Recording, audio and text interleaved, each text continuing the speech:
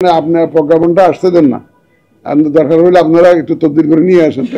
কারণ আমরা তো আগে এখনো গ্যাজেটটা তো পাইনি সরকারের গ্যাজেটটা আমাদের কাছে আসলে আমরা তখন এটা বসে সিদ্ধান্ত নিব। এখন আমরা সিদ্ধান্ত নিতে পারি না, কারণ সরকার তো একটা, আপনাদের মুখে শুনছি, পত্রপত্রিকায় দেখছি, টেলিভিশনে দেখছি, কিন্তু ওইটা অফিসিয়াল ডকুমেন্টটা না পাওয়া পর্যন্ত আমরা এক্স্যাক্টলি কি হয়েছে এটা তো বলতে পারছি না। এই জন্য আমরা কোনো পত্রিকার ভিত্তিতে নিলে তাহলে ভাই আর কোনো কাজই করে না। আপনার প্রজ্ঞাপনটা আসতে দেন না, দরকার হলে আপনারা একটু তদবির করে নিয়ে আসেন।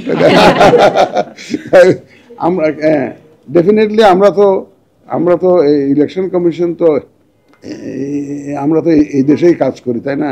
এই দেশেরই একটা কনস্টিটিউশনাল বডি, এই দেশের জন্যই কাজ করি।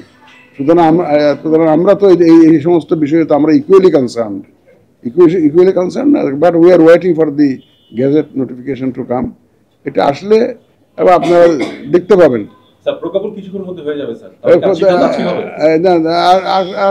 দেখবেন, যখন দেখবেন যে সবকিছু আকাশে সূর্য উঠে গেছে, তখন তো পরিষ্কার হয়ে যাবে আপনাদেরকে। দেখবেন, আপনারা অপেক্ষা করেন, কিছুক্ষণের মধ্যে আসবে। এটাকে ইসির পক্ষে কথা বলার জন্য তো অথরাইজড লোক, যা হোক আমাদের তো মুখপাত্র আছে, মুখপাত্র